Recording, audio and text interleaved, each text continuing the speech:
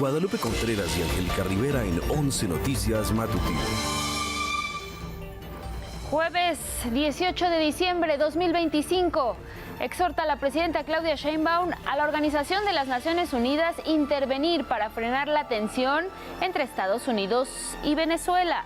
La mandataria se pronuncia por no a la intervención tras la orden del presidente de Estados Unidos, Donald Trump, de bloquear militarmente al país sudamericano para impedir la salida de buques petroleros.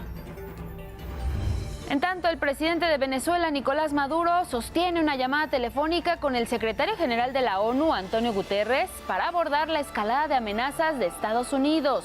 Maduro asegura que el gobierno, el ejército y la sociedad venezolana están listos para repeler una eventual injerencia en su país.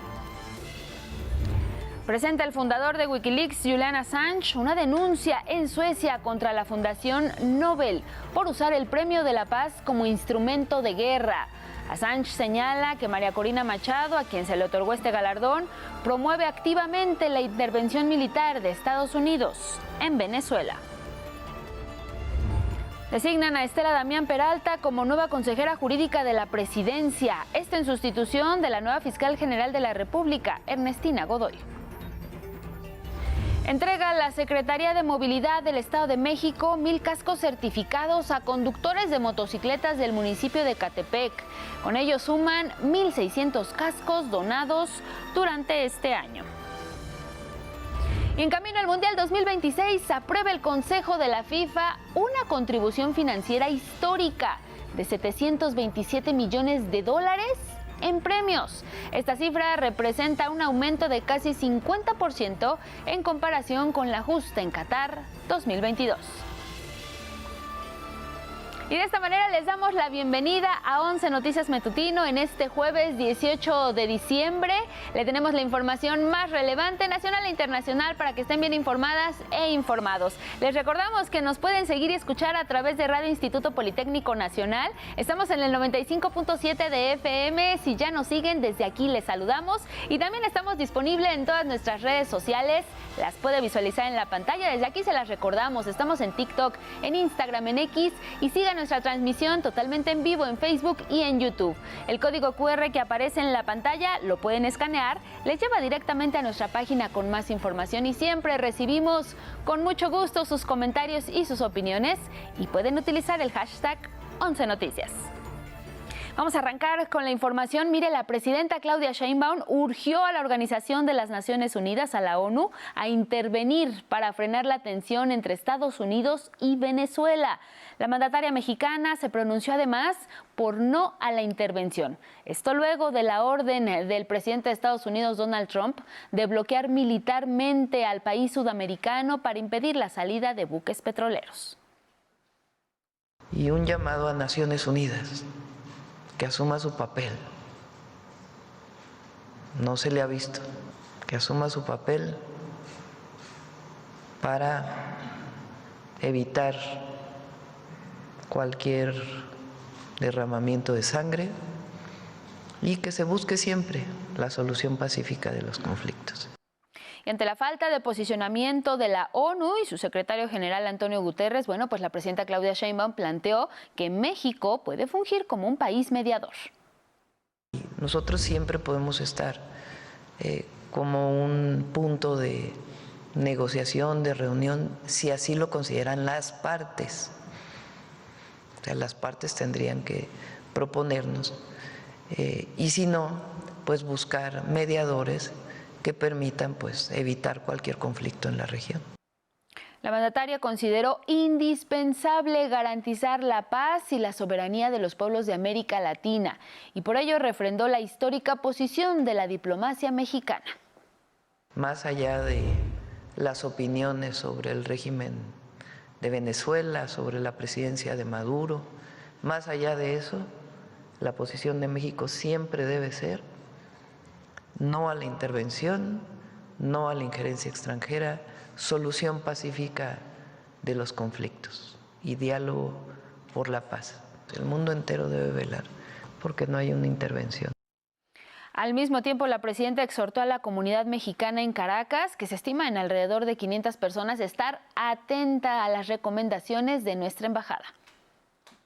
Sí, que se acerquen a la embajada. Estamos en contacto con nuestra embajada ya, sí hay, y buscando siempre cualquier solución pacífica.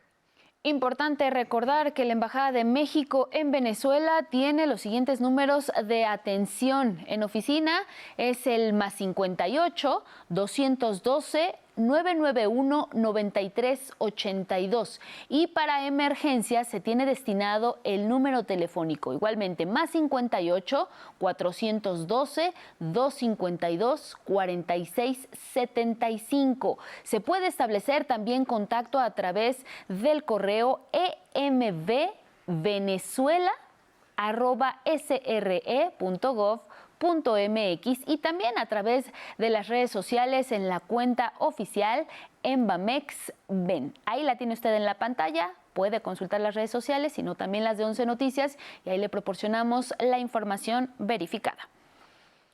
Precisamente ante el bloqueo militar total que ordenó el presidente de Estados Unidos, Donald Trump, a la exportación de petróleo venezolano, bueno, pues ya el presidente Nicolás Maduro se ha posicionado contra esta injerencia estadounidense y en defensa de la soberanía de su país.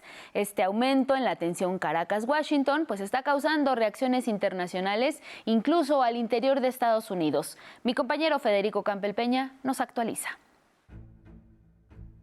En el Palacio de Miraflores en Caracas, el presidente de Venezuela, Nicolás Maduro, reiteró que gobierno, ejército y la sociedad venezolana están listos para repeler una eventual injerencia estadounidense dentro del país.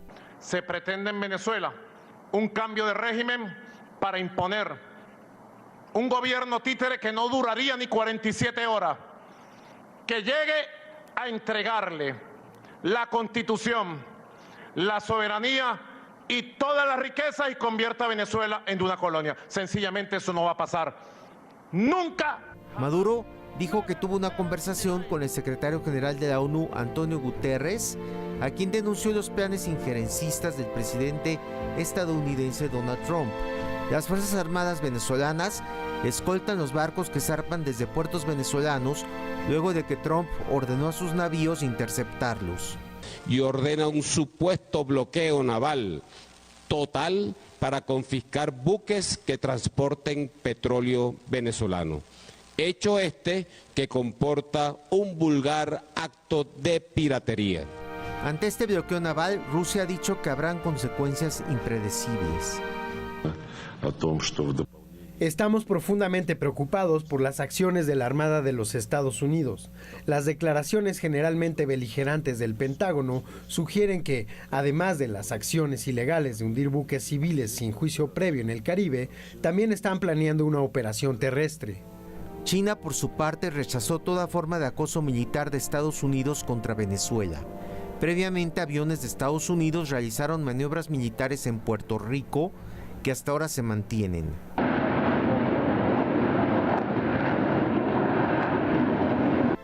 En el Mar Caribe, buques de guerra, helicópteros y tropas de Estados Unidos vigilan las costas venezolanas.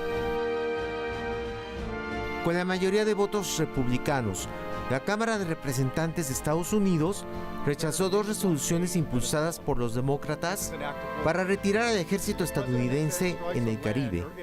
El presidente nos está llevando a una guerra que el pueblo estadounidense no desea y que el Congreso no autoriza.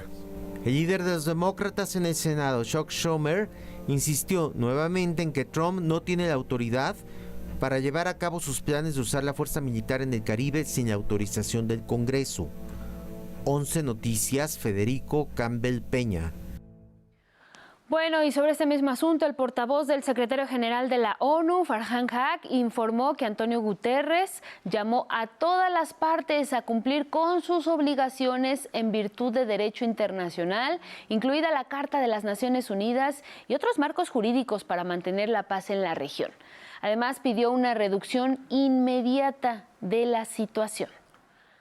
la posición de la ONU hasta el momento. Y bueno, ¿qué está ocurriendo en el Senado de Estados Unidos? Ahí se aprobó la Ley de Autorización de Defensa Nacional, que otorga más de 900,000 millones de dólares en programas de defensa y presiona al secretario de la Defensa, Pete Hegseth, para que revele los videos completos de las actividades militares en aguas internacionales, particularmente cerca de Venezuela.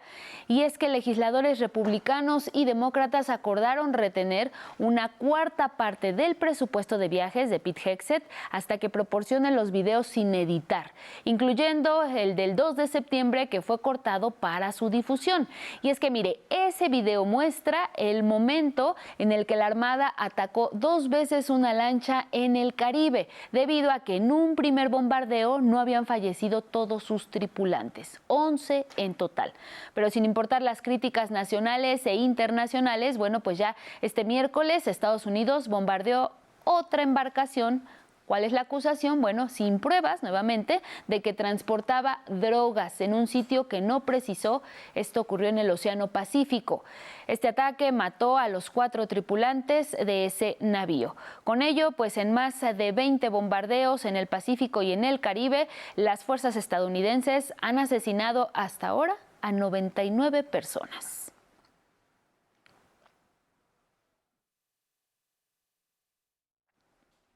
El fundador de Wikileaks, Julian Assange, presentó una denuncia y lo hizo en Suecia contra la Fundación Nobel, y esto por usar el Premio de la Paz como un instrumento de guerra, así lo denominó. La denuncia señala específicamente a 30 personas vinculadas a la fundación, quienes, de acuerdo con la denuncia, cometieron delitos graves, como los de apropiación indebida grave de fondos, facilitación de crímenes de lesa humanidad y el financiamiento del crimen de agresión. Para Julian Assange, las acciones de la opositora venezolana María Corina Machado, quien, como sabemos, obtuvo el galardón este 2025, pues la excluyen categóricamente de los criterios establecidos en el testamento de Alfred Nobel, que dictan que el Nobel de la Paz debe entregarse a la persona que durante el año anterior otorgó el mayor beneficio a la humanidad al realizar el mayor o mejor trabajo en favor de la fraternidad entre las naciones. Pues ahí está esta denuncia de Julian Assange. Y bueno, en medio de un descenso de su aprobación, el presidente de Estados Unidos, Donald Trump, destacó una serie de acciones que, dijo, considera victorias. Entre ellas, su política antimigratoria, que de acuerdo con organizaciones no gubernamentales, pues se ha aplicado en detrimento de las familias y del derecho al asilo. Desde el primer día tomé medidas inmediatas para detener la invasión de nuestra frontera sur. Durante los últimos 7 meses, no se ha permitido la entrada de ningún extranjero ilegal a nuestro país, una hazaña que todos decían que era absolutamente imposible. Y es que mire, este miércoles por la noche el presidente de Estados Unidos, Donald Trump, ofreció un mensaje a la nación desde la Casa Blanca. Ahí habló sobre la dirección del país para 2026, año en el que coincidirán las elecciones legislativas, el aniversario número 250 de la independencia de ese país y también el Mundial de Fútbol. Bueno, pues el mandatario prometió un boom económico, así lo dijo, y es que anunció que entregará un cheque a casi 1.500.000 militares por $1.776 antes de Navidad. También prometió reformas agresivas en la vivienda y la reducción de precios de los medicamentos. Y seguimos ahí con información pues que tiene que ver con México y Estados Unidos. Mire, cientos de mexicanas y mexicanos que viven allá en la Unión Americana se están uniendo en caravana y han comenzado su arribo a nuestro país para visitar a sus familias, esto con motivo de las fiestas decembrinas. El Instituto Nacional de Migración y su representación en Nuevo Laredo, Tamaulipas, está ofreciendo atención, orientación y apoyo para que el tránsito de migrantes sea seguro y ordenado, esto en coordinación con autoridades civiles en territorio nacional. Decenas de caravanas han denominado héroes paisanos, pues ya han solicitado apoyo durante el trayecto en nuestro país. Mientras que en distintos puntos, como La Arena y el Puente Internacional, continúan realizándose trámites migratorios y aduanales. El operativo de atención inició el pasado 28 de noviembre y va a concluir el 8 de enero con la expectativa de superar las más de 180,000 atenciones brindadas el año pasado, reforzando así el apoyo y la difusión de los servicios para nuestros connacionales. Bueno, vamos a cambiar de tema. Autoridades federales sostuvieron diálogo con transportistas y productores agrícolas, esto para atender sus demandas. Acordaron particularmente revisar temas de seguridad en las carreteras y en 15 días se van a encontrar nuevamente. Mi compañera Araceli Aranday estuvo ahí y nos cuenta. Integrantes de la Asociación Nacional de Transportistas y del Frente Nacional para el Rescate del Campo Mexicano lograron acuerdos con el gobierno federal tras más de 4 horas de reunión en la Secretaría de Gobernación. ¿Hubo acuerdo entonces? Sí, hay acuerdo en el tema de seguridad, lo decíamos ahorita. Vamos nosotros urgente allá a SADER porque vamos a atender el tema de agroalimentación. Esperemos salir bien y bueno, decirles, si todo marcha conforme hemos acordado aquí, muy seguramente no habrá toma de carreteras. Baltasar Valdés, vocero de los campesinos, informó que se llegó a un acuerdo en el tema de seguridad con representantes de la Secretaría de Gobernación. Hasta luego. Excelente la gente, excelente el trato que nos dieron. Gracias. Tras amagar con realizar bloqueos si no se atendían sus demandas, David Esteves, líder transportista, adelantó que las autoridades se comprometieron a revisar la seguridad en tramos carreteros que consideran focos rojos, como es San Blas en Nayarit y San Roberto en Nuevo León. Van a revisar casi todos esos retenes donde no deberían de estar policías estatales, que debería estar la Guardia Nacional, y que bueno, van a estar, pero van a estar supervisados por Guardia Nacional en ese tema. Tanto transportistas como campesinos adelantaron que será en 15 días cuando se lleve a cabo otra reunión, pero ahora con representantes de la Fiscalía General de la República. 11 Noticias, Araceli Aranday. Previamente a estas reuniones de diálogo y pues ante la amenaza de posibles bloqueos, la presidenta Claudia Sheinbaum aseguró que el gobierno federal atiende las demandas del grupo de transportistas y productores de maíz y refirió que no tienen motivos para movilizarse y afectar a la población. Es realmente muy poca gente que está planteando esto, a la mayoría se les ha atendido y hay algunos temas pues que no es sencillo cumplir, no solamente por un asunto presupuestal, sino porque son cuestiones incluso normativas, ¿no? Entonces, pero se está dialogando y por supuesto que no hay razón ninguna para que pudieran tomar alguna vía de comunicación. Cambiando de tema, la Comisión Federal de Electricidad va a aumentar su capacidad de generación a través de una inversión millonaria del gobierno federal. Es un plan que busca lograr principalmente la soberanía energética y al mismo tiempo robustecer al sistema eléctrico nacional con energías limpias. El plan de expansión de la Comisión Federal de Electricidad contempla casi un centenar de proyectos para generación de energía limpia en los próximos años y cuya inversión histórica pública asciende a 109,000 millones de pesos. Primeramente, aquí les presento 5 proyectos de generación firme que adicionarán cerca de 3,000 megawatts de capacidad y tendrán una inversión de 4,328 millones de dólares, lo que equivale a 80,939 millones de pesos aproximadamente. Las centrales que anunció la CFE estarán ubicadas en Tula, Hidalgo, Salamanca, Guanajuato, Altamira, Tamaulipas, Mazatlán, Sinaloa y Los Cabos, Baja California Sur. Adicionalmente, la CFE inyectará 13,277 millones de pesos para la construcción de la tercera fase de la central fotovoltaica de Puerto Peñasco en Sonora, proyectada para convertirse en el complejo más grande de Latinoamérica, al generar 1,000 megawatts de energía limpia. En febrero comenzará a desarrollarse 2 nuevas plantas fotovoltaicas en Coahuila que aportarán 556 megawatts con una inversión de 15.449 millones de pesos. Y en materia de líneas de transmisión de energía, se estiman 66 proyectos con un costo de 35.836 millones de pesos. La iniciativa privada también alimentará el sistema eléctrico nacional sin que la CFE pierda la rectoría en la materia. Los privados desarrollarán otros 20 proyectos de generación eléctrica limpia con una inversión de 90.000 millones de pesos. En conjunto, estos proyectos que se suman a las inversiones públicas que ya dio la CFE, representan una inversión de 4.752 millones de dólares, es decir, cerca de 90.000 millones de pesos que van a iniciar su construcción de manera inmediata. Estarán ubicados en Campeche, Hidalgo, Yucatán, Guanajuato, Oaxaca, Tamaulipas, Quintana Roo, Puebla, Veracruz, Zacatecas y Querétaro. Que garantizamos 54% el Estado mexicano, 46% los privados. En este nuevo esquema que tiene orden, tiene planeación y tiene garantía, pues incluso para el privado que quiere generar y ganó un concurso. Con imágenes de Cristian Meléndez, 11 Noticias, Armando Gama.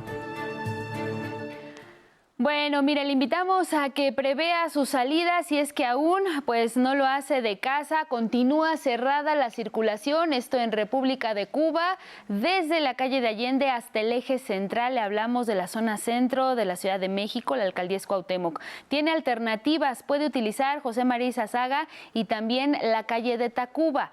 Mire, también hay complicación por obras sobre Avenida Constituyentes, esto en dirección al poniente, a la altura de Florencio Miranda. También ahí la alternativa puede ser Avenida de las Torres. Le recordamos que si viaja en Metrobús, considere que por verbena navideña permanece sin servicio las estaciones Delegación Cuauhtémoc y también México Tenochtitlán en ambas direcciones. Y le estamos hablando particularmente de la línea 4 del Metrobús. Tómelo en cuenta para que pueda tener un buen trayecto. También hay avance significativo en circuito interior, particularmente en dirección a Avenida Chapultepec, al metro Chapultepec. Es importante que lo tome en cuenta. Nos vamos a ir a una pausa. Le invitamos a que se quede con nosotros. Es importante conocer los fenómenos meteorológicos y las condiciones para este jueves. Volvemos.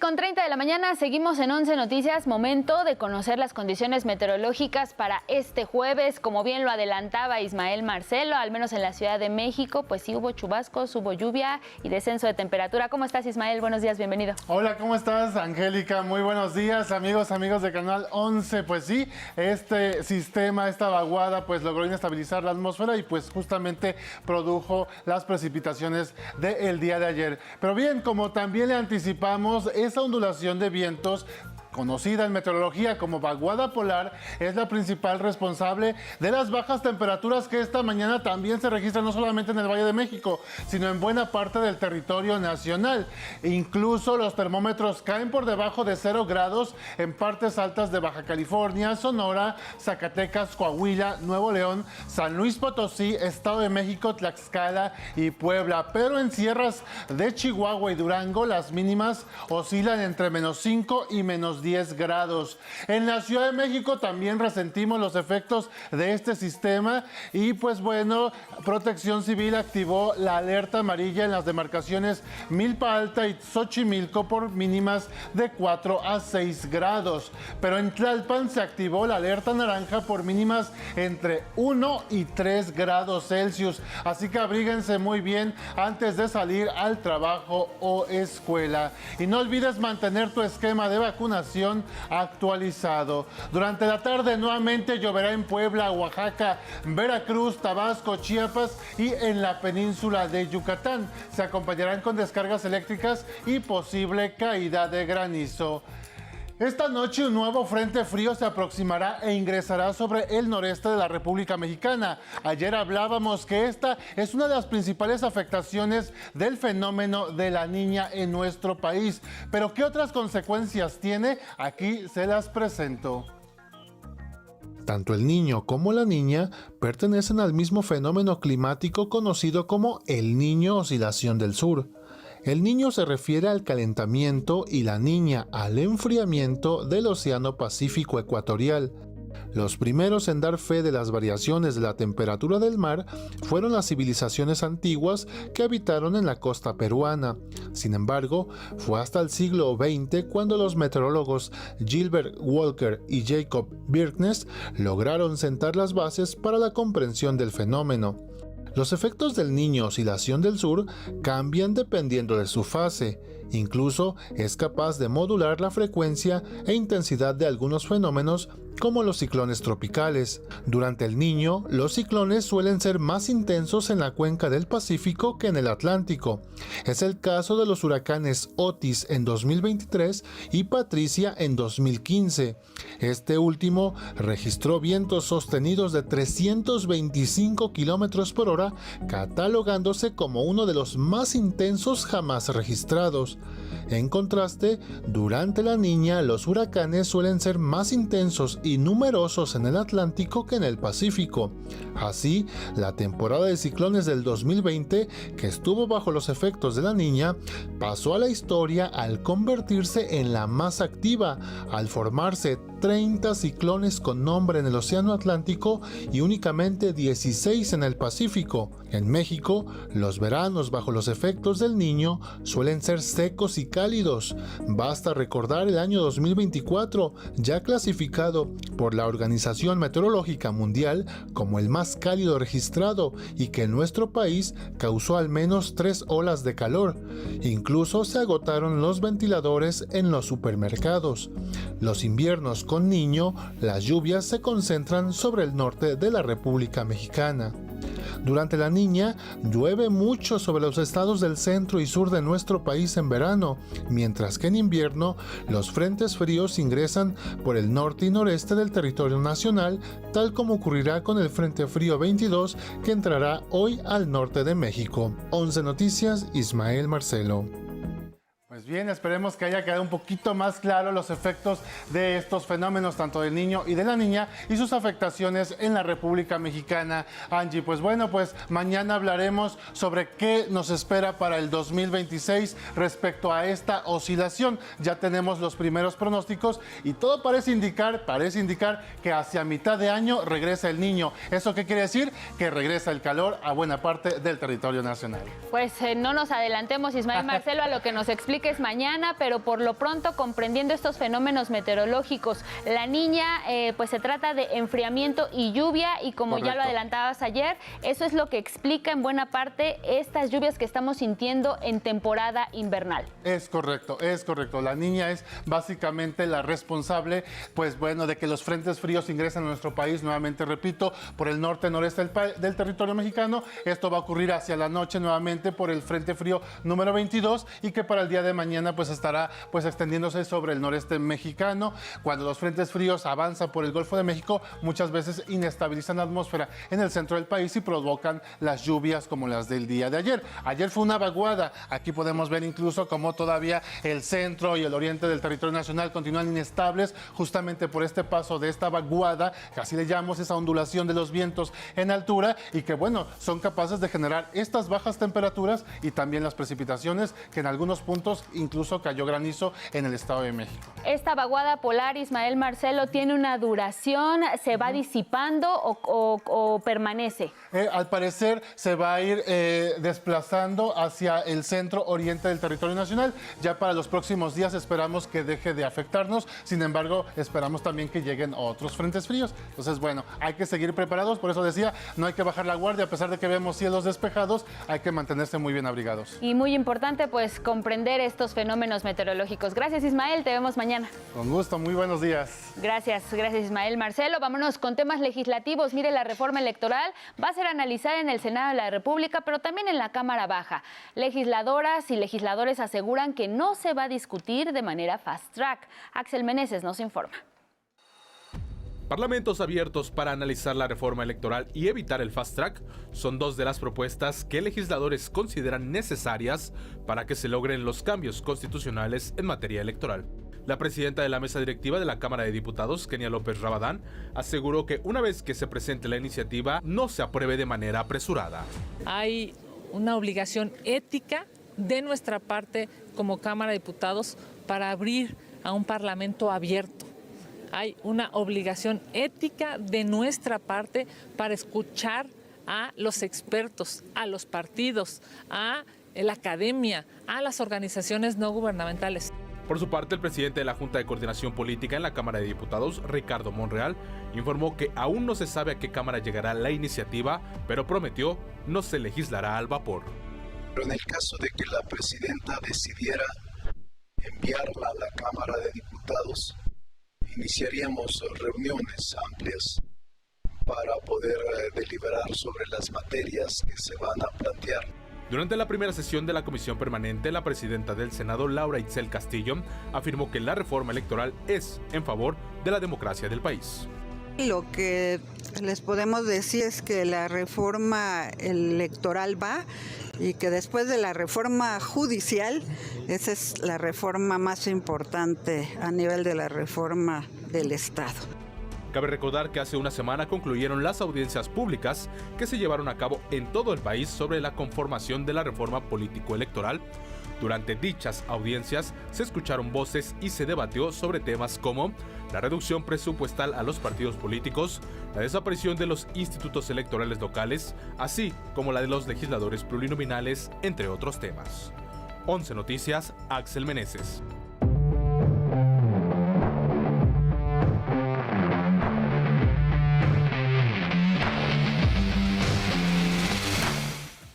Tiempo de los deportes para contarles que niñas y niños en situación de movilidad han encontrado un refugio en el deporte aquí en México. Rubén Feital nos cuenta por qué.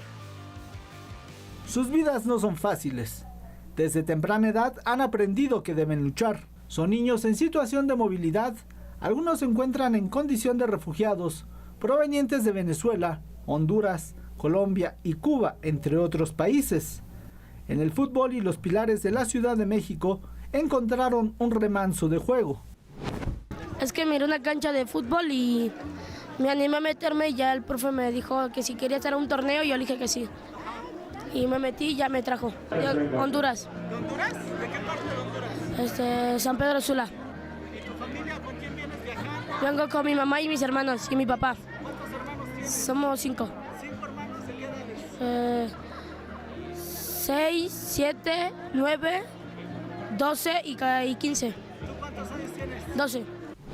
Dígame, ¿cómo te enteraste de este mundialito de fútbol? ¿Quién te invitó a participar en el equipo?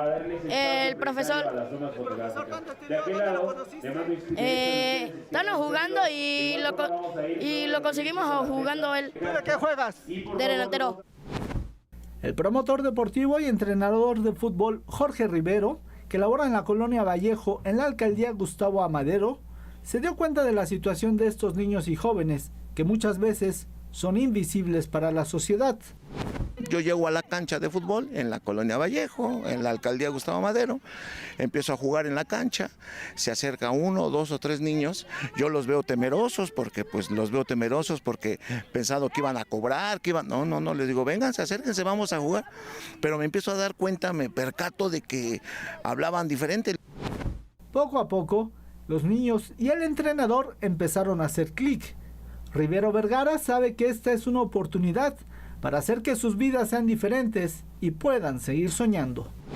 Ahí empezamos a hacer comunión, a entrenar y yo les enseñaba a patear el balón, jugábamos, los iba conociendo, iba yo viendo su situación vulnerable, difícil, complicada, pero ellos felices, mientras jugaban fútbol, son felices. A lo mejor estamos 1, 2, 3 horas entrenando, jugando, divirtiéndonos, aunque después regresan a su realidad. Rumbo al Mundial de 2026, estos infantes ahora son parte de la justa deportiva desde un enfoque social. Con imágenes de Yuyin Pasol, 11 Noticias, Rubén Fieital Nes. Aumentan los premios para la Copa Mundial 2026. Esta y más información deportiva. El Mundial de la FIFA 2026 sigue rompiendo récords. El organismo confirmó que se repartirán $727 millones en premios, la cifra más alta en la historia de la Copa del Mundo y un aumento de casi 50% respecto a Qatar 2022. El campeón del torneo recibirá $50 millones, el subcampeón 33, el tercer lugar 29 millones y todas las selecciones obtendrán premio económico. Además, cada equipo clasificado contará con $1.5 millones para su preparación, asegurando un ingreso mínimo de $10.5 millones. La FIFA explicó que este aumento responde al crecimiento comercial del torneo y anunció que el 90% de los ingresos será reinvertido en el desarrollo del fútbol, además de confirmar nuevos torneos sub-15 a partir de 2026. Paris Saint-Germain se coronó campeón de la Copa Intercontinental 2025 tras vencer al Flamengo en tanda de penales. El partido terminó 1-1 después de tiempo y se definió en los penales, donde el arquero Matvei Safonov fue clave, atajando 4 disparos y asegurando la victoria 2-1. El PSG logra así su primer título intercontinental, cerrando un año histórico tras conquistar también la Champions League.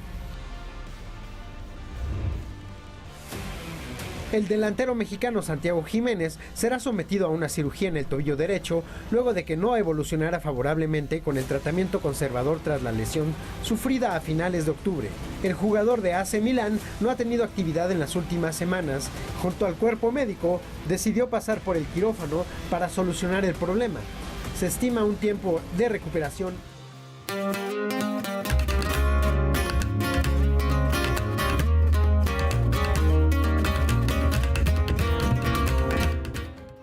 Tiempo de la cultura, Miguel de la Cruz. Hablábamos hace un momento con Ismael Marcelo, pues de esta lluvia en el Valle de México. Sufriste los efectos tú también. Exactamente. Inconcebible en estas fechas un aguacero y nos cayó. En el Zócalo, en plena ceremonia. De eso tenemos detalles sobre el lanzamiento de la distribución de libros 25 para el 25. Aquí la historia. Antes de las 2 de la tarde, el Zócalo de la Ciudad de México paulatinamente tenía menos espacio y más gente, sobre todo jóvenes. La gran plaza dividida en secciones con sillas plegables y al frente un templete a la altura del balcón central del Palacio Nacional. Exponía el motivo de tanto movimiento, entrega gratuita de libros 25 para el 25 a jóvenes de 15 a 30 años. Es interesante, ¿no? Y aparte es importante también para, ¿cómo se dice? Pues sí, llevar a cabo la lectura, ¿no? ¿Está la lectura? No la fomento mucho, pero pues sería un momento para poderla empezar, ¿no? Alrededor de las 4 de la tarde, viento y lluvia refrescaron la espera. La presidenta Claudia Sheinbaum dio banderazo de salida para comenzar la distribución de 2.500.000 libros. Ahí recordó que hace 39 años por primera vez dio un discurso como integrante del Consejo Estudiantil Universitario en defensa de la educación gratuita. Nunca imaginé que 39 años después íbamos a estar regalando libros a las y los jóvenes de México y de América Latina. La colección 25 para el 25, editada por el Fondo de Cultura Económica, integra novelas, cuentos y poesía. Cada título refiere momentos históricos de Latinoamérica. Hay toda una generación de jóvenes que no estaba leyendo la gran literatura latinoamericana. Y entonces tenías que curiosearlos, promoverlo, motivarlos, crear el ambiente y regalarles los libros porque no tienen dinero. Acción inédita. El Fondo de Cultura Económica hizo alianza en 10 países de América Latina con gobiernos, secretarías de cultura, editoriales, autores y herederos para publicar contenidos que revelaran quiénes son y de dónde vienen las y los latinoamericanos. Cuando tienes un libro que cuenta la historia de una niña en Santiago de Chile bajo la dictadura militar, cuando tienes un libro apasionante que recoge la visión que tiene Galeano del Che, cuando tienes un libro fascinante de un poeta como Zurita que fue llevado a las cárceles por la dictadura. Sergio Ramírez de Nicaragua, Piedad Bonet de Colombia, Roque Dalton de El Salvador, Dante Liano de Guatemala y las mexicanas Guadalupe Dueñas, Adela Fernández y Amparo Dávila están entre las autoras y autores que dan cuenta de la esencia latinoamericana. Paco Ignacio Taibo destacó la resistencia de la presidenta Claudia Sheinbaum ante la prepotencia imperial de Estados Unidos. En un país que, por cierto, según datos de ayer, es el país que tiene el récord mundial de prohibir libros en las escuelas. A ese país le estamos respondiendo en toda América Latina regalando libros. Del 25 para el 25 se distribuirán 100,000 ejemplares de cada título de manera gratuita en 12 puntos de Latinoamérica y consulados de Estados Unidos para gente de habla hispana. Una acción editorial inédita. 11 Noticias, Miguel de la Cruz. Bueno, pues así arranca 25 para el 25 y en favor de la naturaleza la película La Reserva expone los riesgos de defender la naturaleza en nuestro país. Carolina Guzmán es agrobióloga chiapaneca y esa pasión por la conservación del territorio le bastó para que el cineasta Pablo Pérez Lombardini la quisiera como protagonista de su película. Y la suerte fue que ella originalmente solamente iba a ser como mi acompañante de campo, iba a ser la persona que me iba a guiar por estas comunidades aledañas a la Reserva de la Biosfera El Triunfo. Y sin embargo, una vez que me platicó la historia de su vida y la conocí, como que entendí su carácter, su fuerza, su carisma, pues caí en la cuenta de que era la perfecta persona para protagonizar y ser, como tú dices, el estómago, y yo agregaría que el corazón de esta película. Bajo el título de La Reserva, la cinta filmada en blanco y negro nos aproxima a una región que padece la tala de árboles injustificada, hechos reales compartidos desde la docuficción. El poder sintetizar toda esta problemática en un relato nos permite, digamos, ver las cosas con otros ojos, ¿no? Y que quizás quizás muchas de estas emociones que se suscitan de esta crisis ambiental pues puedan llegar más al corazón y puedan apelar a otro lugar que no es necesariamente el raciocinio. Ganadora de diversos premios en su paso por festivales, La Reserva es una de esas películas que nos hace mirar a personajes fundamentales en la sociedad como las y los ecoguardas. 11 Noticias, Saray Campeche.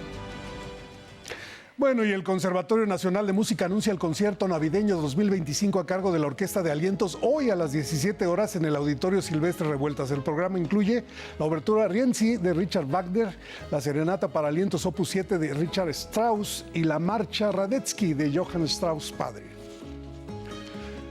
Y esta noche el director de orquesta Iván López Reynoso se presentará en el Teatro Juárez de su natal Guanajuato en su faceta de cantante contratenor.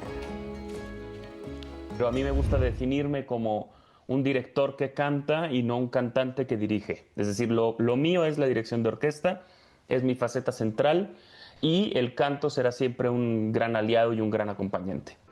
Iván López Reynoso interpretará un programa que abarca 350 años de historia musical, desde el barroco hasta nuestros días, con obras de Scarlatti, Händel, Rossini y composiciones del siglo XXI. Lo acompañará el pianista Alexander Vivero. La cita es hoy, 20 horas, Teatro Juárez, allá en Guanajuato. Vámonos al libro del día, es Arqueología del Fuego Nuevo de Mario Bojorquez, editado por Círculo de Poesía, ganador de la edición 48 del Premio de Poesía Ciudad de Burgos. Este libro en voz de su autor.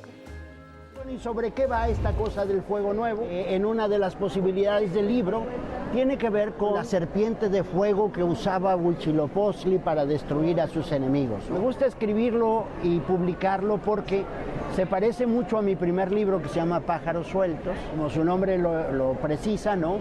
¿Qué pasaría si yo escribo y publico un libro que salga de mis cuadernos, de mis loqueras, de mis cosas que yo luego pienso y siento? Bueno, pues este es, pero además resultó premiado, con lo cual es una alegría, claro, por otros lectores, ¿no? Lectores españoles que están en otra onda. El presidente de mi jurado fue Luis Alberto de Cuenca, ¿no? El nuevo premio Reina Sofía de poesía, así que hasta Prosapia tiene este libro, ¿no? Bueno, con el 11 avanzamos 135 páginas del libro, ese montón de espejos rotos de Gonzalo Celorio, editado por Tusquets. El X de hoy es de Antonieta y dice: la muerte es un fin, sí, pero también es un proceso que empieza el mismo día en que nacemos. Bueno, seguimos leyendo, gracias por esta aportación. Les debo el poema para mañana, porque vamos muy correteados, pero mañana tenemos poema del día. Claro que sí, Miguel de la Cruz, no lo guardas, incluso puede ser doble. Gracias, Miguel. Exactamente, gracias. Nos vemos mañana. Nos vemos mañana. Seguimos.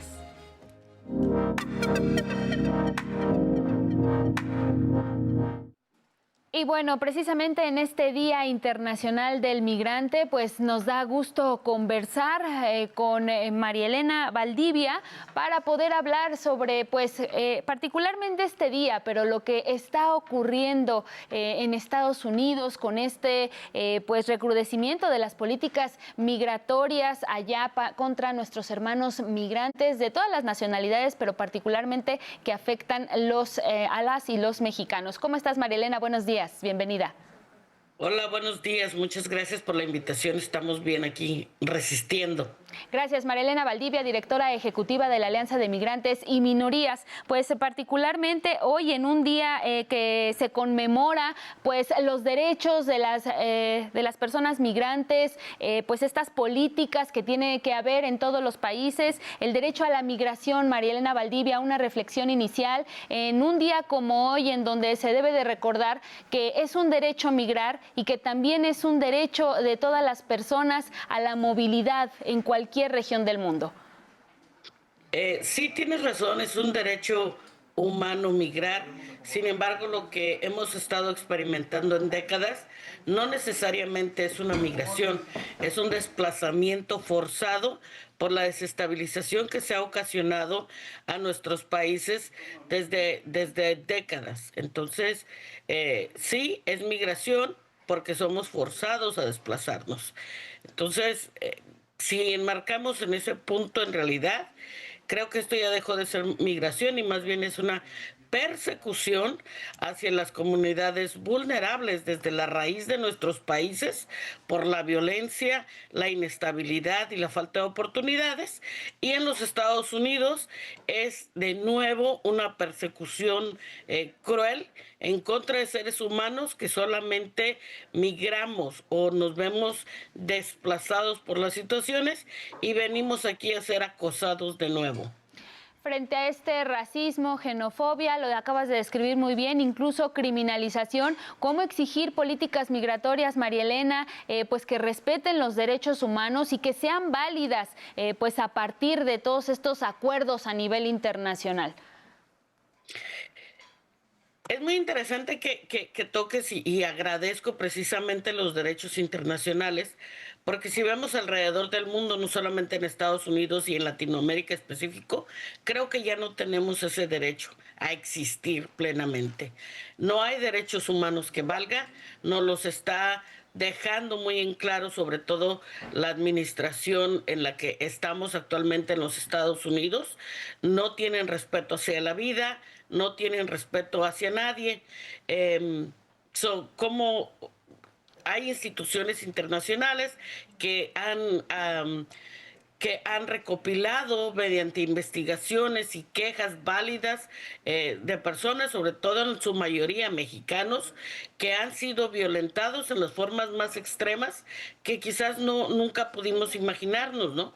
Hasta de quitarle la vida, como recientemente arrastrar a una mujer embarazada y la misma detención, encarcelamiento y hasta deportaciones de migrantes a su país de origen, siendo nacidos en los Estados Unidos. Entonces, hoy por hoy, es no solamente un pecado, pero es un crimen para las autoridades tener un color de piel que no se asemeja a ellos y también un lenguaje con el que hemos nacido y estamos existiendo. María Elena. Es muy difícil hablar de derechos humanos en estos días. Sin duda alguna, lo importante pues es seguir hablando de ello, seguir pues denunciando incluso estas violaciones a los derechos humanos que se hacen, como bien dices, pues no solo en Estados Unidos, sino en general en el mundo, que ataca de esta manera la migración. Quisiera una última indicación, María Elena, sobre estas caravanas migrantes.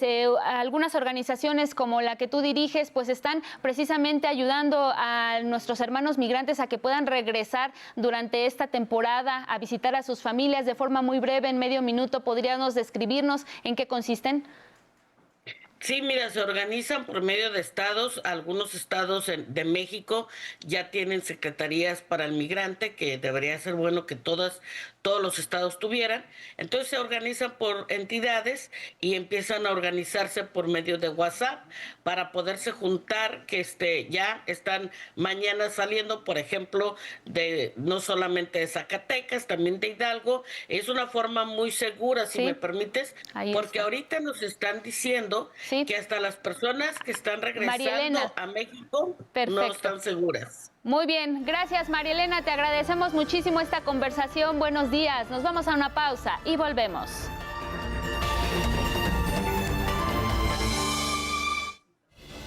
A las 7 de la mañana en el tiempo del centro tenemos un resumen de noticias. Tras más de 4 horas de reunión en la Secretaría de Gobernación, integrantes de la Asociación Nacional de Transportistas y del Frente Nacional para el Rescate del Campo Mexicano logran acuerdos con el gobierno federal. Será analizada cuidadosamente la reforma electoral, afirman legisladoras y legisladores en el Senado y también en la Cámara de Diputadas y Diputados. Afirman que no se va a legislar de manera exprés. 2 de las propuestas que consideran necesarias para que se logren los cambios constitucionales en materia electoral son parlamentos abiertos y eso, evitar el fast track. La tarde de ayer se realizó la entrega gratuita de libros a jóvenes de entre 15 y 30 años de edad en el Zócalo de la Ciudad de México. Esto para el proyecto 25 para el 25 del Fondo de Cultura Económica. Alrededor de las 4 de la tarde, la presidenta Claudia Sheinbaum dio el banderazo de salida para comenzar la distribución de más de 2 millones de libros, no solo en México, también en países de Latinoamérica. Un nuevo frente frío se aproxima al noreste de la República Mexicana. Se pronostica que llegará esta misma noche. Se activa ya la alerta amarilla en las demarcaciones Milpalta y Xochimilco de la Ciudad de México por temperaturas mínimas de entre 4 y 6 grados. Denuncia ante miles de personas en Honduras la presidenta Xiomara Castro la injerencia del presidente de Estados Unidos, Donald Trump, en las elecciones del 30 de noviembre. Denuncia también que familias que controlan el poder económico alteraron los resultados para favorecer al derechista Partido Nacional.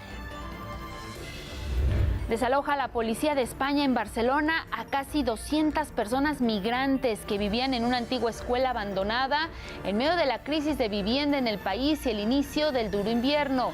Organismos civiles denuncian que las autoridades vulneraron los derechos humanos de estas personas que quedaron desprotegidas debido a que no recibieron ninguna alternativa social.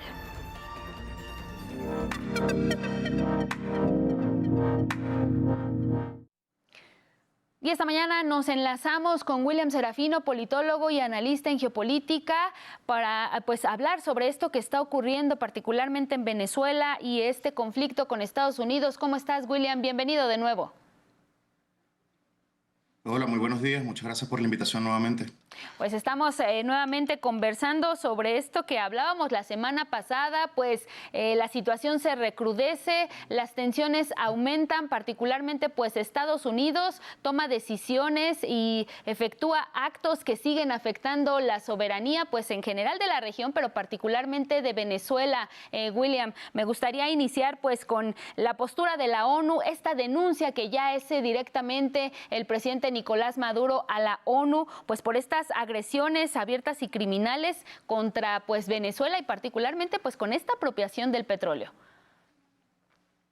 Sí, yo creo que el gobierno venezolano está haciendo lo correcto en un escenario de estas características, llevar el caso a las máximas instancias internacionales, porque estamos hablando de una declaración gravísima que también tiene unos elementos delirantes y completamente ajenos a cualquier realidad jurídica. Es decir, el presidente Donald Trump está realizando una de las declaraciones más peligrosas que se han tenido registro en la historia contemporánea de Venezuela, incluso en el siglo XX, con una impugnación a toda la legislación petrolera venezolana. Yo, haciendo una comparación, una equivalencia con respecto a los que nos están escuchando ahora mismo en México, es como que si Estados Unidos dijera que la nacionalización petrolera impulsada por Lázaro Cárdenas en 1938 implicó el robo de petróleo de los Estados Unidos. Es decir, a ese nivel de locura, a ese nivel de delirio es el que nos estamos exponiendo, y es justamente el centro de la declaración de Donald Trump, ¿no? Con este mensaje que le ha dado la vuelta al mundo. Negar la soberanía venezolana y negar casi 200 años de desarrollo jurisdiccional, de derecho minero nacional con respecto al uso soberano de los recursos energéticos del país, que viene desde los primeros decretos del libertador Simón Bolívar en la segunda década del siglo XIX, ¿no? Que justamente es el Estado y la nación el propietario de la tierra y de todos los recursos energéticos que existan bajo el suelo venezolano. Justamente estamos hablando en esta dimensión de un ataque al centro de la soberanía del país, de un desconocimiento de la propia República Bolivariana de Venezuela y de su gestión de los recursos naturales. No, obviamente, esto también se corresponde con el fracaso que ha tenido la administración Trump en los últimos meses. No se ha logrado debilitar al gobierno venezolano, no se ha logrado introducir un elemento de fractura dentro del alto mando militar. La campaña de bombardeos que se ha ido ralentizando, pero que sigue también generando costos y consecuencias muy importantes dentro de Estados Unidos, no ha logrado los objetivos de cambio de régimen. Entonces, bueno, creo que hay un proceso aquí, como lo denominaríamos, de sincericidio, de quitarse las caretas y de decir justamente que siempre el objetivo fue el petróleo venezolano, siempre ha sido la captura de los recursos nacionales de manera ilegal, de manera violenta, y es lo que está reconociendo justamente Donald Trump en este contexto, ¿no? Ahora bien, William, hablando precisamente pues de esta denuncia que hace ya directamente Venezuela, el presidente Nicolás Maduro ante la ONU, y a su vez, bueno, pues el portavoz de la ONU, del secretario general, pues indica que lo que se busca es evitar una escalada en el conflicto. ¿Qué esperar de Naciones Unidas cuando tampoco está condenando este actuar estadounidense, tampoco está haciendo un llamado de atención pues fuerte hacia Estados Unidos, o mucho menos está imponiendo sanciones ante estos hechos, ante estas actuaciones y pues graves violaciones al derecho internacional, incluso y a la soberanía de Venezuela? Sí, es un tema complejo porque, bueno, si vemos lo que ha ocurrido en Gaza, el papel de la ONU ha sido bastante decepcionante, ¿no? Hay una percepción internacional muy amplia e incluso de consenso de que justamente la Organización de Naciones Unidas pudo haber hecho más para detener el genocidio. Creo que además los poderes globales, los poderes occidentales, fundamentalmente Estados Unidos, en una crisis y en un declive geopolítico muy, muy profundo, una crisis interna que a veces perdemos dimensión de lo profunda que es, del calado que tiene, entienden que estamos en un mundo post-derechos humanos, estamos en un mundo post-legislación internacional, y creo que sienten que los límites de impunidad que rompieron en Gaza con el genocidio ahora pueden ser utilizados para otras estrategias geopolíticas, para otras estrategias de intervención, sobre todo en una zona tan que se ha caracterizado por ser pacífica y por ser relativamente estable como América Latina. Creo que de la ONU es una nueva prueba, es un nuevo desafío. Yo creo que el gobierno venezolano, el presidente Nicolás Maduro y su equipo de gobierno hace lo correcto en llevar el caso a esas instancias, y creo que tiene una nueva oportunidad de reparar esa actuación decepcionante en Gaza, teniendo una declaración, una postura mucho más contundente y mucho más específica con respecto a este bloqueo energético que ha declarado el presidente Donald Trump, que incluso está teniendo efectos ya en el mercado petrolero internacional. Si pasas rápidamente a ver los marcadores petroleros internacionales, vas a ver un repunte importante a raíz de esta medida, ¿no? Entonces, bueno, estamos hablando de un acto de guerra y estamos hablando de justamente una nueva apuesta por estrangular económicamente a Venezuela. Cuando compartí en el programa con ustedes en vivo la semana pasada, yo lo venía diciendo, es decir, Venezuela está expuesta a más de 1000 medidas coercitivas unilaterales, tiene su sector petrolero fuerte e ilegalmente sancionado. Entonces creo que es una apuesta por llevar el estrangulamiento económico y el asedio económico a una nueva etapa, con el objetivo de que eso produzca los elementos del denominado cambio de régimen, que no lo han logrado conseguir ni por vía del despliegue militar ni por vía de una operación psicológica bastante intensa que ya tiene varios meses corriendo, ¿no? Ya hay posturas pues de otros países en la escena internacional. Ahí está Rusia pues indicando que podría haber consecuencias impredecibles por estos ataques y pues por esta violación a la soberanía, a los recursos de Venezuela, pero también está México, en donde pues también llama a la ONU a poder actuar frente a estas violaciones, y también se ofrece incluso como mediador para que puedan las tensiones disiparse y para que pues en la región se encamine hacia la paz. William. Sí, justamente, yo creo que la declaración de la presidenta Claudia Sheinbaum, que justamente también fue muy reconocida y muy celebrada también por la Cancillería venezolana, creo que está a tono y alineada con la dimensión del hecho en el que estamos justamente situados ahora mismo. Estamos hablando de una violación expresa, determinada, planificada del derecho internacional. Estamos hablando de una vulneración de las reglas de convivencia de los estados nacionales. Estamos hablando de un nuevo ataque, una nueva incursión a la línea de flotación de la Carta de las Naciones Unidas. Entonces, bueno, creo que este tipo de declaraciones que se dieron el día de ayer rechazando esta declaración de Donald Trump van en línea con la dimensión peligrosa del conflicto en el que estamos entrando, porque además creo que hay un reconocimiento de que no solo estamos hablando de la situación específica de Venezuela, es decir, no estamos hablando simplemente de, como lo hemos visto en años anteriores, de una nueva apuesta por el cambio de régimen o por un golpe de Estado o por una intervención, que ya esto ha estado presente en el escenario venezolano durante mucho tiempo. Yo creo que estamos hablando ya de consideraciones e impactos internacionales que vinculan a todos los países de la región. Incluso, yo te diría, iría más allá. Hay una preocupación grande de países que van más allá de la región latinoamericana con cómo Donald Trump, con esta nueva estrategia o con esta nueva táctica, más que estrategia, de impulsar un bloqueo energético, está poniendo en seguridad, está poniendo, digamos, en situación de inseguridad, mejor dicho, todo lo que tiene que ver con el transporte marítimo internacional, lo que tiene que ver con las navieras, lo que tiene que ver con los riesgos y costos asociados a las operaciones mercantiles ligadas al petróleo y a las exportaciones de crudo. Es decir, yo creo que hay un reconocimiento cada vez más amplio de que Estados Unidos sigue violando las líneas rojas, de que Estados Unidos no está reconociendo ni está respetando elementos mínimos muy básicos del derecho internacional y que justamente hay que responder en esa dimensión, ¿no?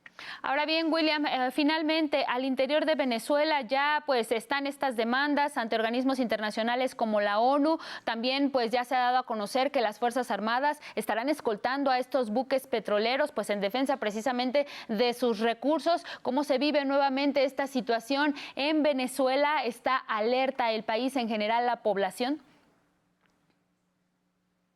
Sí, te lo puedo decir que te hablo directamente desde Caracas. La población está muy pendiente, está muy activa, pero no podemos confundir la situación de estar muy al pendiente de lo que va a ocurrir con alguna situación de desorden, de desesperación, de incertidumbre. Es decir, la gente está haciendo sus actividades cotidianas, preparando todo lo que tiene que ver con las fiestas navideñas, la gente está realizando sus actividades cotidianas, los servicios siguen funcionando. Es decir, hay mucha expectativa en el país de lo que puede ocurrir, pero creo que también hay mucha confianza en que, como ha ocurrido en otros momentos de tensión, de agravio, de asedio contra el país, de que finalmente el presidente Nicolás Maduro y su equipo de gobierno lograrán sortear la situación y lograrán mantener la paz y la estabilidad. Entonces, sí, evidentemente, esto está en la calle, esto es un tema de discusión cotidiana en la gente, pero también debemos reconocer, y te lo puedo decir yo con los elementos probatorios en la mano, porque vivo además en la capital, vivo en una zona céntrica además, de que la gente está alerta, pero tranquila, ¿no? Que aparecerán conceptos contradictorios, pero ya hemos vivido momentos, quizás este es bastante peligroso, pero ya en el pasado hemos vivido momentos de mucha tensión, de mucha amenaza, y hemos entendido que la vida no se puede paralizar, de que debemos seguir adelante, y que eso también representa un campo de batalla. Es decir, yo creo que Estados Unidos quiere a la población venezolana, creo que esa es una de las finalidades de la operación psicológica, creo que la quiere deprimida, triste y exasperada y desesperada. Y creo que también en la medida en que se mantienen las actividades cotidianas, de que obviamente se está muy atento a los próximos pasos y a los próximos días de cómo va a decantarse la situación, yo creo que también esa resistencia por la alegría, por la paz, por mantener, digamos que nuestros lazos y nuestro tejido social de manera ininterrumpido, yo creo que también forma parte de este campo de batalla y de esta guerra que también tiene mucho que ver con lo psicológico, ¿no? Entonces la población resiste, está tranquila y completa sus actividades cotidianas sin mayor interrupción, obviamente a la espera de que esto se siga decantando y cuáles van a ser los próximos pasos. Sin ánimos de quitarte mucho tiempo, solamente para cerrar un apunte final, yo creo que este paso, este giro, esta reorientación de la campaña de supuesta, creo que ya se demostró que no tenía nada que ver con el narcotráfico, con el supuesto narcoterrorismo, ¿no? Creo que ya quedó bastante claro que se trataba del petróleo, como lo vino diciendo el gobierno venezolano desde el día 1, como se vino diciendo desde instancias venezolanas desde el día 1. Entonces, bueno, creo que en este punto, creo que este giro tan agresivo de hablar de una campaña de narcoterrorismo, supuestamente, entre comillas, y luego hablar de una campaña que tiene como, digamos que como finalidad la apropiación del petróleo venezolano, creo que es una señal de debilidad más que de fortaleza. Y creo que eso se está entendiendo dentro del país como, bueno, Estados Unidos está improvisando, están actuando impulsivamente. Entonces, bueno, creo que eso también da pie para abonar esa tranquilidad que se expresa en las calles, que te he venido comentando ya desde hace rato. Así es, pues William Serafino, politólogo y analista en geopolítica, sigamos conversando sobre este asunto y lo que va ocurriendo en días posteriores. Por lo pronto te agradecemos esta conversación. Buenos días. Muchas gracias a ustedes, buenos días. Buenos días y vamos con más información internacional.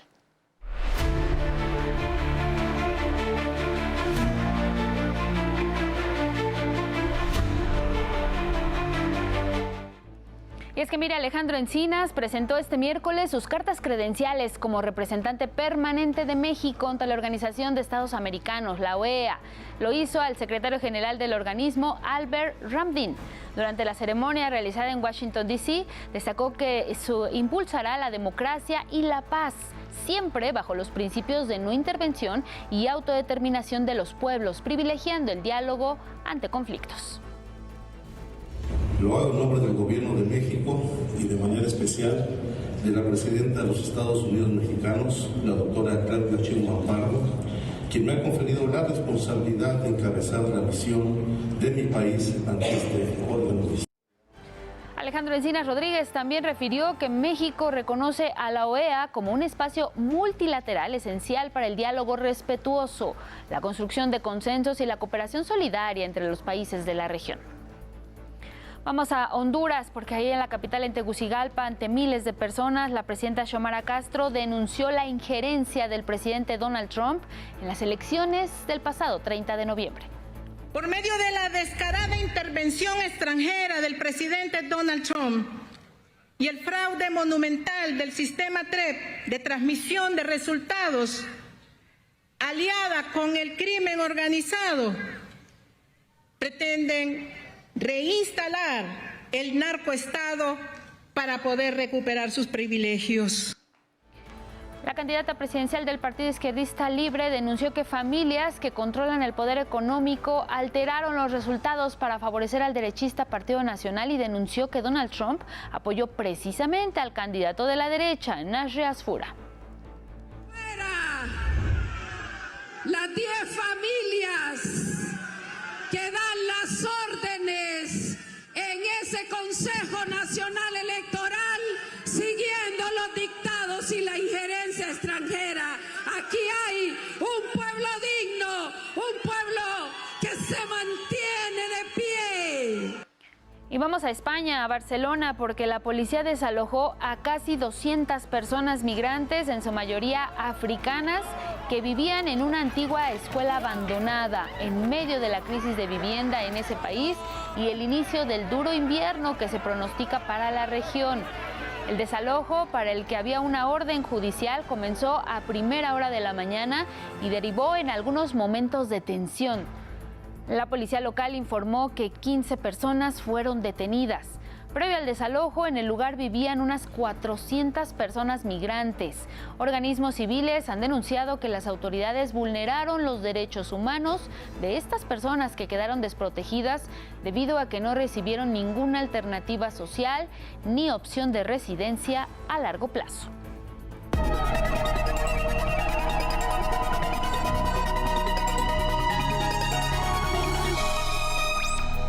Rafa Guadarrama, momento de la ciencia y la tecnología. Buenos días, bienvenido. ¿Cómo estás, Angie? Muy buenos días. Pues con muchas ganas también de compartir información. ¿Qué te parece si comenzamos? Claro. Y bueno, para mejorar la recolección de residuos electrónicos en la Ciudad de México, el gobierno capitalino lanzó una nueva estrategia. Estableció un sitio específico para recibir este tipo de desechos y darles un destino mucho más amigable con el medio ambiente. Itzel Gómez nos cuenta. En lo que va de este año, 2025, las y los capitalinos desecharon 300 toneladas de residuos electrónicos y eléctricos, el equivalente al peso de 3 ballenas azules juntas.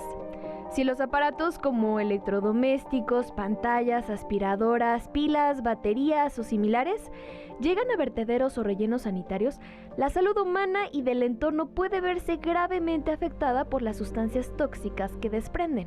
Y van a estar expuestos a cambios de las condiciones ambientales, cambios en el medio que se vuelve muy ácido en los sitios donde depositamos residuos y a la humedad.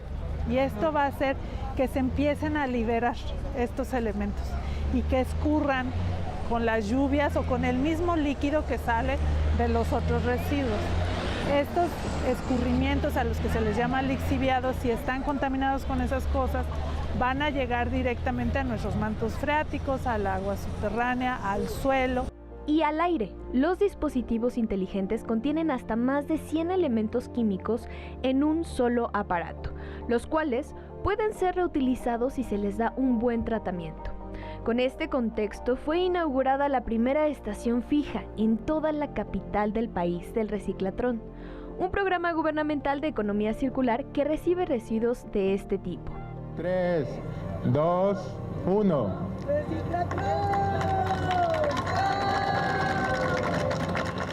En una de las principales zonas industriales de la Ciudad de México, en la explanada interior del Parque Alameda del Norte, en la alcaldía Azcapotzalco, estará de forma permanente esta licuadora gigante.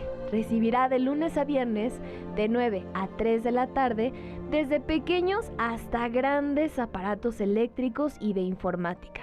Objetos que son residuos, mas no basura. Históricamente ha existido una concepción de que los residuos son basura, ¿no? En el que ya los utilizamos y ya no sirven. Y esta es una visión errónea. ¿Por qué? Porque en realidad hay muchos materiales que todavía pueden ser aprovechados, que pueden ser reciclados e incorporados en cadenas de valor para servir de otra manera. Las siguientes 2 estaciones fijas que se planean abrir próximamente estarán en Iztapalapa y Tlalpan. Con imágenes de Christopher Dávila y José Navarro, 11 Noticias, Itzel Gómez Gurrola. Y en el contexto de la crisis climática hay un concepto que ha comenzado a cobrar fuerza: migrante climático. ¿Qué quiere decir? Bueno, es esa persona que se ve obligada a abandonar su hogar debido a un evento natural extremo. No es algo poco común, desafortunadamente. En los últimos 10 años, 250 millones de personas en el mundo han sido víctimas de estos movimientos forzados. Y bueno, también Itzel Gómez preparó la siguiente información.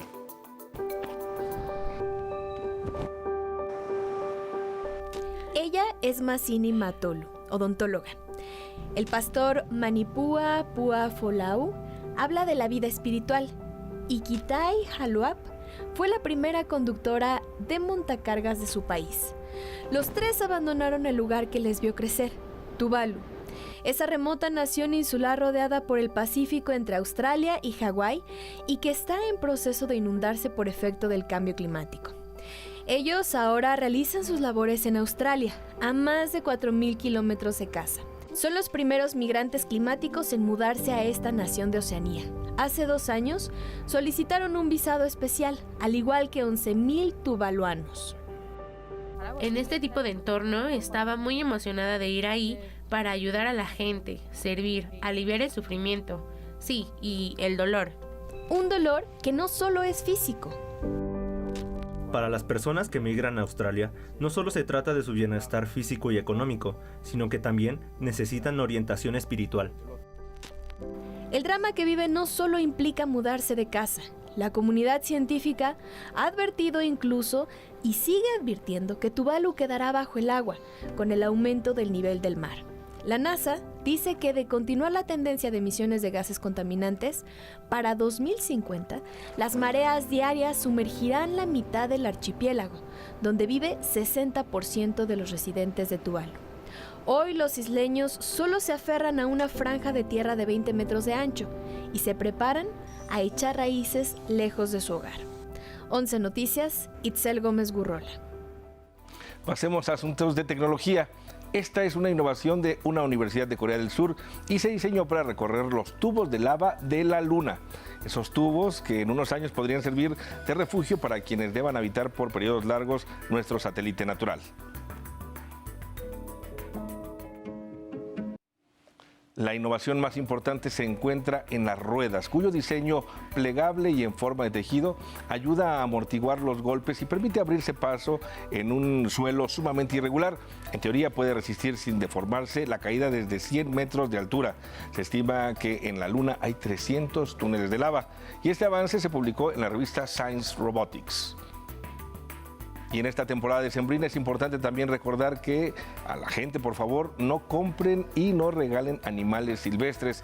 Es el mensaje que impulsa la campaña Tu Casa No Es Tu Casa de la Profepa, y advierte justamente que muchos animales pues con este perfil son extraídos de forma ilegal de los ecosistemas y que en el traslado, escuche bien, muere 70% de ellos.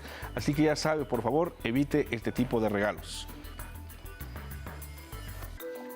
Respetemos la vida, es el mensaje que lanza la Profepa y bueno, la información que tenemos este día.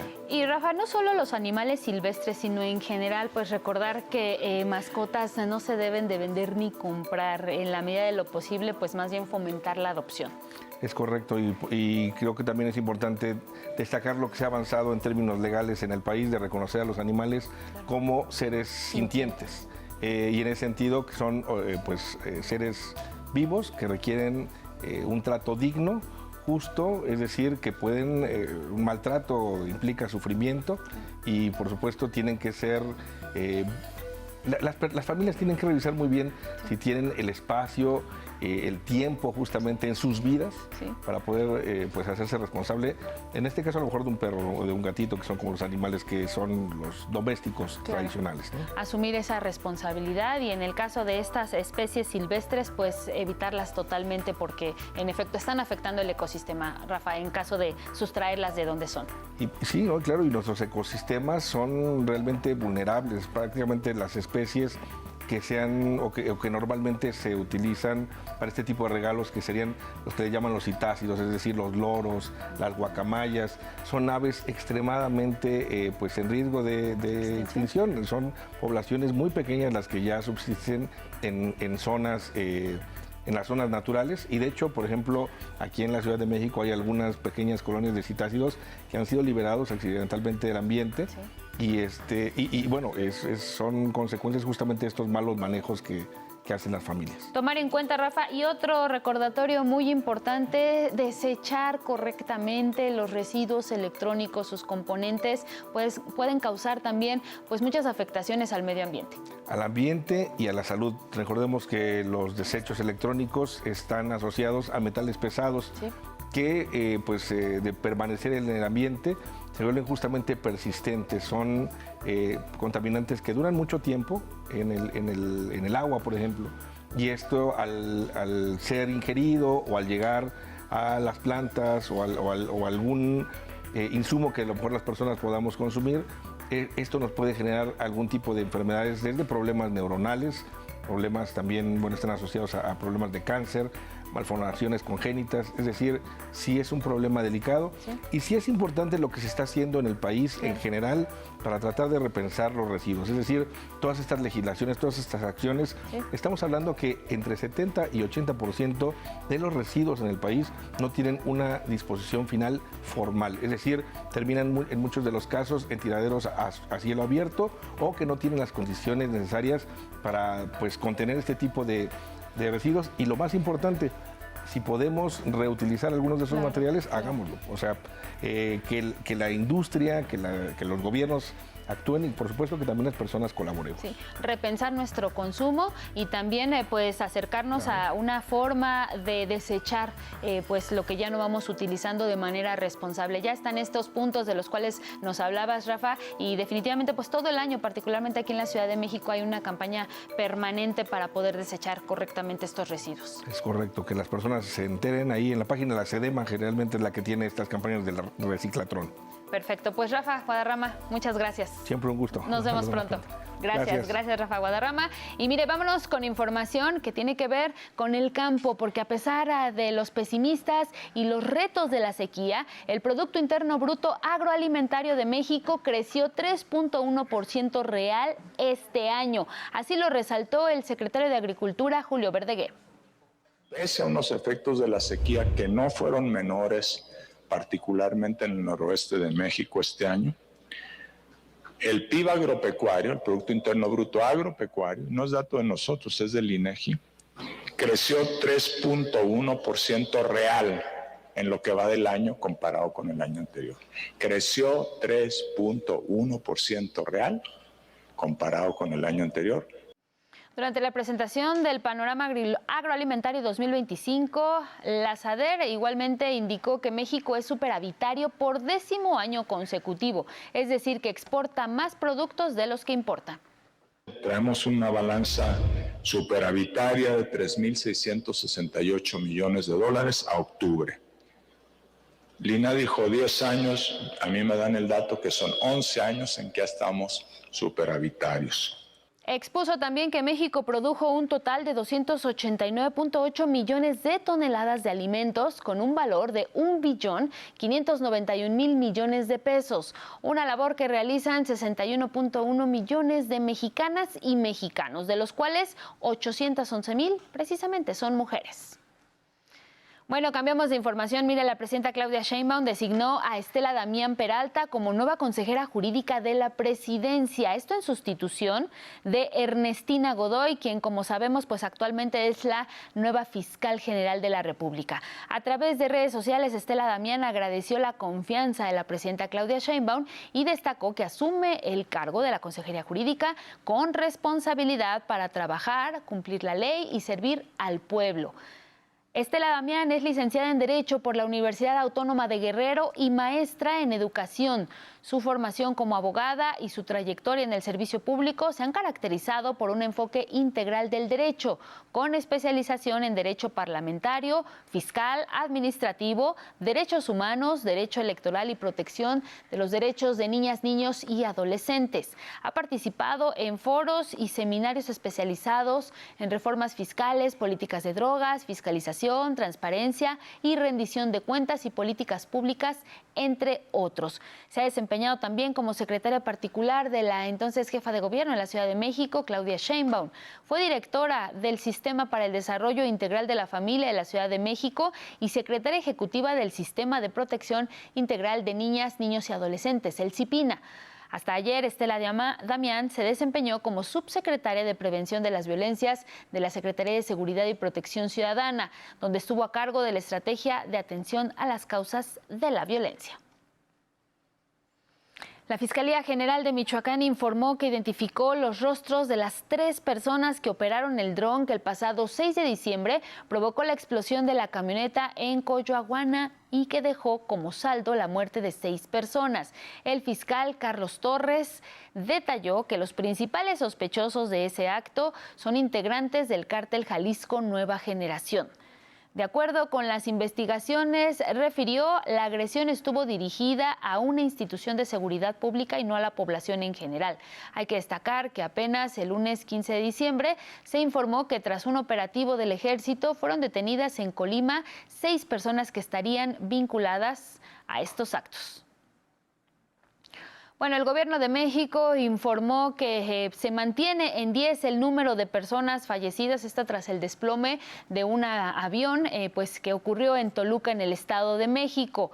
De acuerdo con los primeros reportes, se habría tratado de una falla técnica que provocó la caída del avión. Sin embargo, el gobierno federal apuntó que se tienen que esperar los resultados de la investigación que ya inició la Fiscalía General de la República. Armando Escárcega fue sentenciado a 14 años de prisión por haber encabezado una célula delictiva que intentó asesinar al periodista Ciro Gómez Leiva el pasado 15 de diciembre, pero de 2022. 3 años después de este atentado, el martes pasado, un juez federal con sede en el Reclusorio Norte impuso la pena carcelaria a Escárcega, así como el pago de 45,856 pesos por concepto de reparación del daño. La Agencia Nacional de Aduanas despidió a Alex Tonatiuh Márquez Hernández, quien se desempeñaba como director de investigación aduanera. Esto luego de señalamientos en su contra por su presunta relación con empresas vinculadas a la evasión fiscal mediante el traslado ilegal de hidrocarburos. La salida del funcionario fue una decisión del director de aduanas, Rafael Marín Mollinedo. Y mire, un total de 300 canchas deportivas van a ser rehabilitadas y acondicionadas por el gobierno de la Ciudad de México y 200 más por las alcaldías. Al presentar el programa Un Mundial donde la pelota rueda en las canchas, la jefa de gobierno, Clara Brugada, refirió que se trata de la mayor intervención para construir canchas en la Ciudad de México rumbo al Mundial de Fútbol 2026. Un mundial con sociedad justa es aquel que democratiza el espacio público. Por eso es que va de agua que no se inunden, que tengan los derechos básicos. Bueno, y ahora nos enlazamos hasta Berlín, Alemania, allá con Juliana González, analista de la Deutsche Welle, para que nos hable sobre este rechazo de Rusia, sobre el plan de alto el fuego en Ucrania. ¿Cómo estás, Juliana? ¿Cómo se viven las cosas por allá? Un gusto saludarlos desde Berlín. Plata hoy o sangre mañana. Así de angustioso resulta el llamado de Polonia ante lo que muchos temen aquí es la nueva soledad de Europa en materia de defensa. La alianza transatlántica con Estados Unidos, forjada desde el final de la Segunda Guerra Mundial, en la que Washington garantizaba la seguridad del viejo continente, parece historia de ayer. Así lo aseguró la presidenta de la Comisión Europea, Ursula von der Leyen, al llamar al momento actual la hora de la independencia en un mundo en el que, según sus palabras, se trata de depredadores. Las miradas a partir de este momento están puestas en Bruselas durante 2 días, donde los líderes europeos se reúnen hoy y mañana para avanzar en temas clave y nada más importante en este momento que garantizar la capacidad de Ucrania para defenderse durante los 2 próximos años. Y para ello hay 2 vías. La primera es que se financie con recursos de la Unión Europea, lo que requiere la aprobación unánime de los 27 miembros del bloque, para lo que Hungría ya ha mostrado su desacuerdo. Viktor Orbán aseguró que dar dinero sería una declaración de guerra. O la segunda es que se usen los 200 millones de euros congelados de Rusia en Europa para conceder un préstamo de reparación a Ucrania, para lo cual se requiere un acto legislativo. Sin embargo, Bélgica, país que alberga estos recursos en el Euroclear, se muestra reticente. Pide garantías de que ni Rusia ni ningún otro país aliado de Rusia podrá irse en su contra. Sobre los riesgos jurídicos de esta acción hay voces antagónicas. Italia ve riesgos, mientras la jefa de la diplomacia europea considera que la propuesta actual tiene una base jurídica sólida. La diplomática fue clara en afirmar que llevar a Rusia ante un tribunal por crímenes de guerra y para que pague por las reparaciones es una quimera. Tanto la presidenta de la Comisión Europea como Antonio Costa, presidente del Consejo Europeo, han afirmado que la cumbre solo terminará una vez el tema de la financiación de la defensa de Ucrania sea solucionado.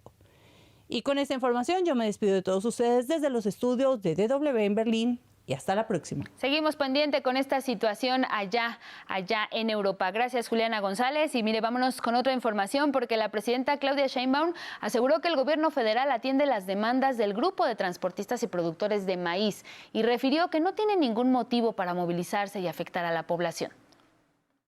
Es realmente muy poca gente que está planteando esto, a la mayoría se les ha atendido y hay algunos temas pues que no es sencillo cumplir, no solamente por un asunto presupuestal, sino porque son cuestiones incluso normativas, ¿no? Entonces, pero se está dialogando y por supuesto que no hay razón ninguna para que pudieran tomar alguna vía de comunicación. Bueno, y precisamente el Gobierno de México informó que pues la tarde de este miércoles sostuvo mesas de trabajo con representantes del Frente Nacional para el rescate al campo mexicano y también del sector transportista. En estas mesas pues se alcanzaron acuerdos importantes para atender de manera inmediata y estructural, es lo que informó la Secretaría de Agricultura.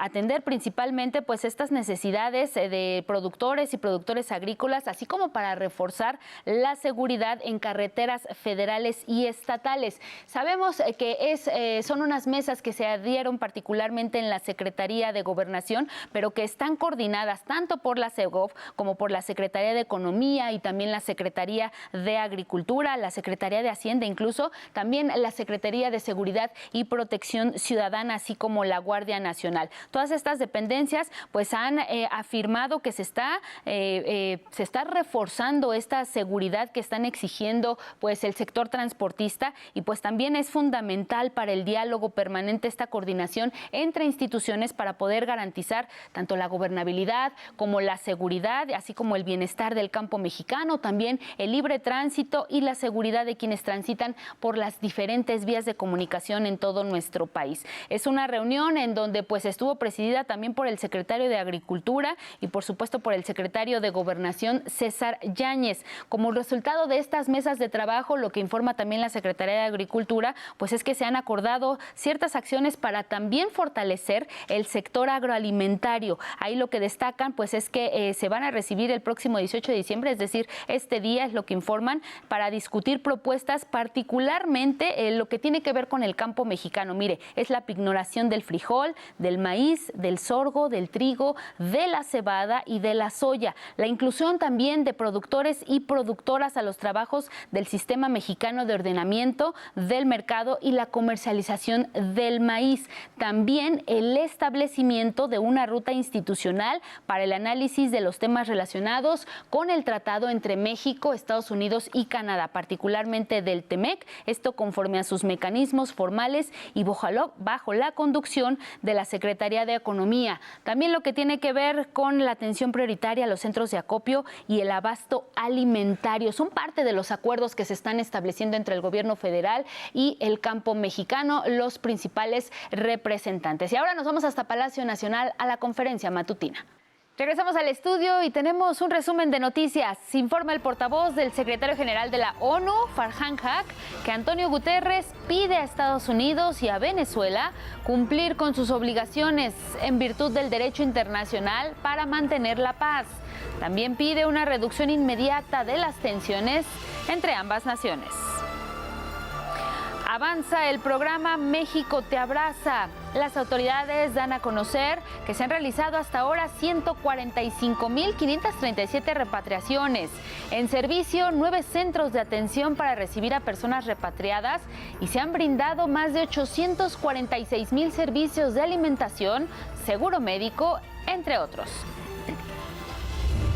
Denuncia el fundador de Wikileaks, Julian Assange, a la Fundación Nobel por usar el Premio de la Paz como instrumento de guerra. Señala que María Corina Machado, a quien se le otorgó el galardón este año, promueve activamente la intervención militar de Estados Unidos en Venezuela.